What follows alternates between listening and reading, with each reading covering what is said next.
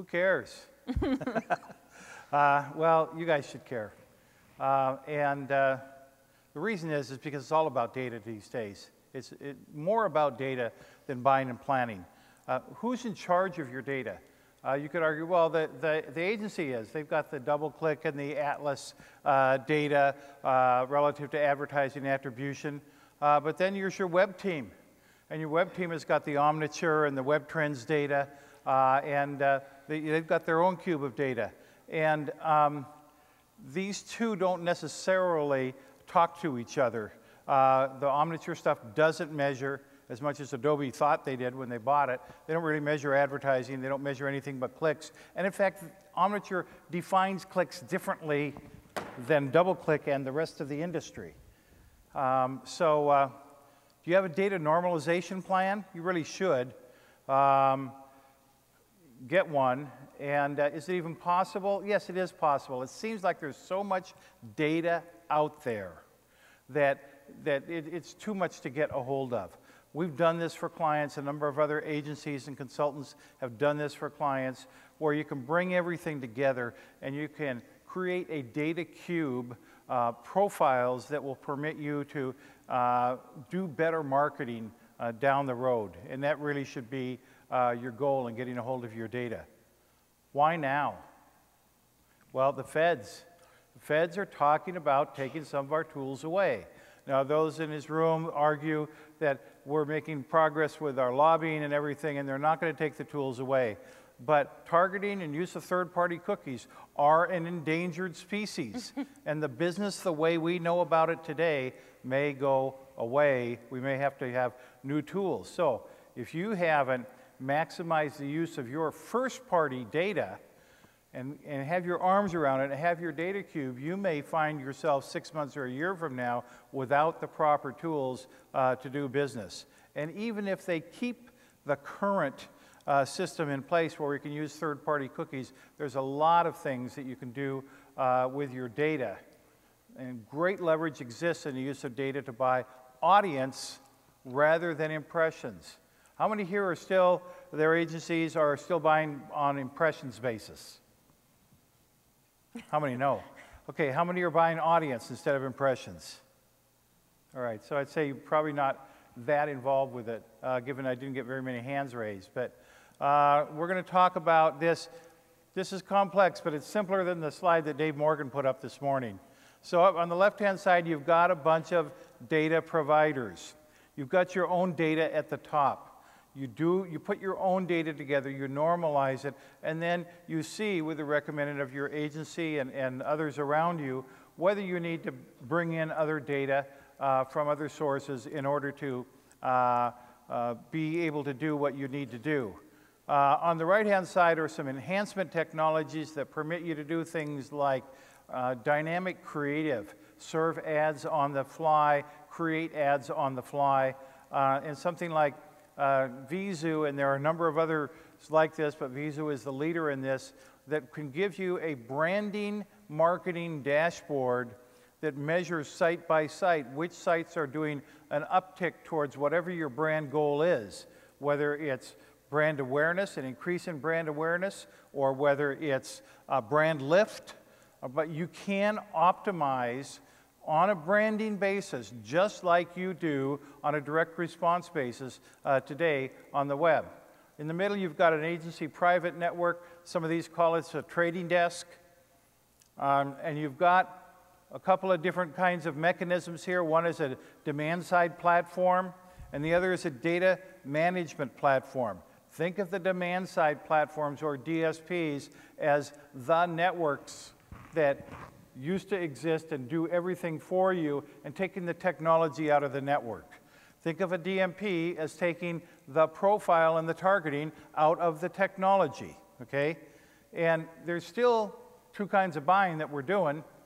We're buying network, but in this case, we're doing real-time bidding using the DSP, and in multi-source world, we're still making site buys, whether we make those site buys directly through RFPs or whether we're using what yield optimization technologies or supply side platforms or SSPs. We're still buying packages from the sites, and we're still buying cheaper inventory from the networks. And this gives us a multi-source, and it's a way to make your plan come into goal by doing this. An example is in the world of television, right? We buy prime time, but we don't put 100% of our money into prime time, right? We buy cable, we buy spot television, we buy regional stuff in order to bring the buy-in from an efficiency standpoint. We buy upfront, we buy scatter, right? In site buys, we don't want to just buy homepage takeovers. We've got to bring some efficiency into the plan too, and the networks can help you do this, thus multi-source. Advantages here again, combination of site direct and audience buy makes for a more efficient buy. The cost of site direct only can prevent, I know I'm going to take some heat for this, can prevent some scaling, okay? It can limit reach.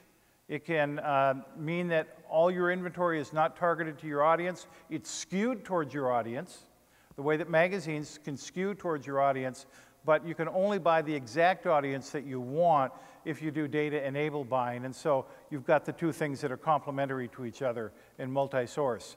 And there's difficulty in learning about your customers if you don't have that feedback loop of data. Now you can use data through the DMPs with your site buys and your forward buys. That's something that can be done, but you're still limited if you're not using your own profiles. And the addition of this private network buy adds efficiency and reach. Citrix, when they hired us, and I'm going to turn it over to Jocelyn in a second, when they hired us, they were facing declining display engagement volume and increasing costs. And in fact, they said to us, we tried display advertising, it doesn't work. And my attitude was, well, did you try display advertising with somebody who knew how to buy it, right? And we talked to them, and I'll show you a graph in a minute that shows you what we did. But we tested and replaced underperforming direct buys with data-enabled strategy. Impression volume increased, attributable engagement KPIs increased significantly. This is just the first stage. Data is one of your brand assets. We're going to talk about other stages that are going to be ongoing with Citrix, but here's an example that yellow line, this is a favorite graph of an agency guy, is when we were brought on board. We were brought on board actually a couple months before, but we started to execute where that yellow line was, right? And then we looked at strategies and we considered things, and we brought the data strategy in about July of last year, and the volume started to take off. And so what we did is we reallocated monies from other areas that weren't as efficient and put more money, approximately doubled our money in the data, in the display arena. And the result of this was a significant, much more than doubling of volume. So the pink line is the volume of KPIs conversion, and the gray bars are the increase of impressions. I'm going to turn it over to Jocelyn for a minute to talk a little bit about her perspective on this. Yep. So as Dave mentioned, we were in a position where, believe it or not, we're web-based products. We have all e-commerce, and we got to a point over the last couple of years where we believed digital wasn't working for us. We invested, I'm sure many of you know, you've heard a lot of the go-to brands, GoToMyPC, GoToMeeting, a lot on television, a lot on radio, and that's what I was heading up, was all of offline media. And so based on bandwidth and resources, we did kind of have to step back out of all these advanced technologies that would allow us to do digital better. But when it came back to me, I had to find an agency that would be a good fit, and it was Mediasmith in this particular situation. So what we did is we looked at all the site targeting architecture throughout the whole e-commerce site and really looked at, with Mediasmith's guidance, where we were lacking various pixels to help us track conversions. And with that, what happened was the ability to add container tags, which would allow for partners tagging so that they could do the real-time optimization and bidding.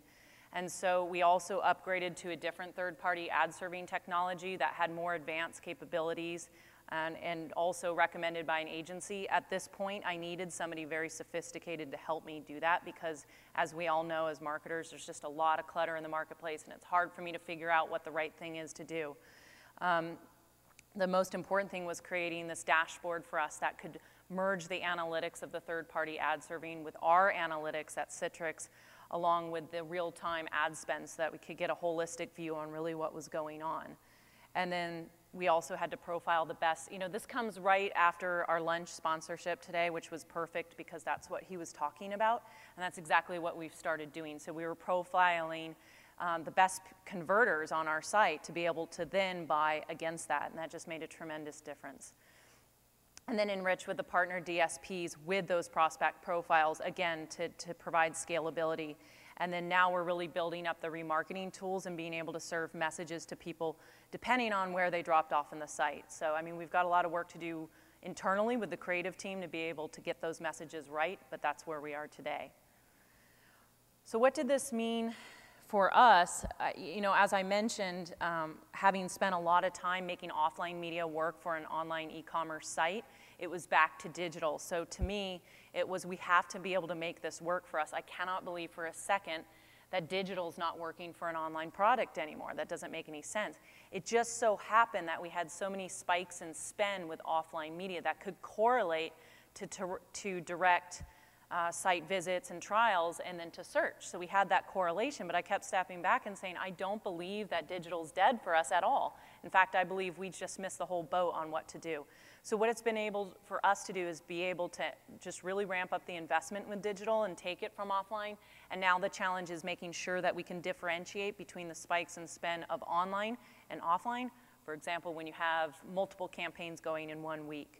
So that's what it means for us, is that we have rededicated ourselves with a partner in the space and being able to just sell everybody on the fact that this is where we need to focus our efforts, because we've done a lot of things right, but we have an opportunity to do a lot other things better.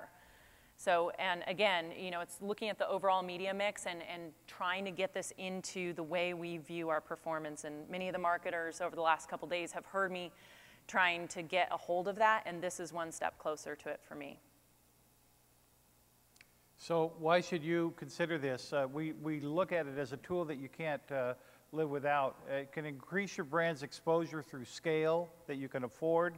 It can create cost efficiencies through targeting and bidding strategies. Targeting has a higher CPM, but it could be more effective on the back end. And it's not about the front end. CPM is not a KPI. CPW, a cost per whatever it is you're trying to measure, should be a KPI, all right?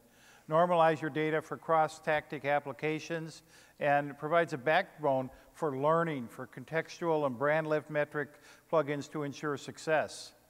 So what are we going to do next, just as a wrap-up? We're going to leverage these profiles and attributes and create new prospect pools in conjunction with the third-party data segments. And as I mentioned, working with the creative team very tight on the remessaging sequence to really serve the right ads to the right people. As many of you know, on the client side, it's very challenging to get your creative team to understand the impact that this will have. So that's a huge initiative for me right now. And part of this is just getting enough volume to be able to do that. Extract the value of the website engagement by using site-side customer experience data. Very important, again, to not just look at the double-click or Atlas data, but connect it with what's going on with Omniture and web trends and keep learning from that. And as I mentioned, you know, the one thing that I've struggled with is understanding the impact of digital on search when you have as much television and radio and print out in the market. So that's really the next step for us, is to really wrap our arms around that using the advanced analytics that we have in our ad serving and with Mediasmith now. So I thought this was helpful. It's something that we do believe that brand folks should get involved with because there's too many constituencies involved, and that's one of your functions from a brand standpoint, is bringing the whole thing together and optimizing your marketing.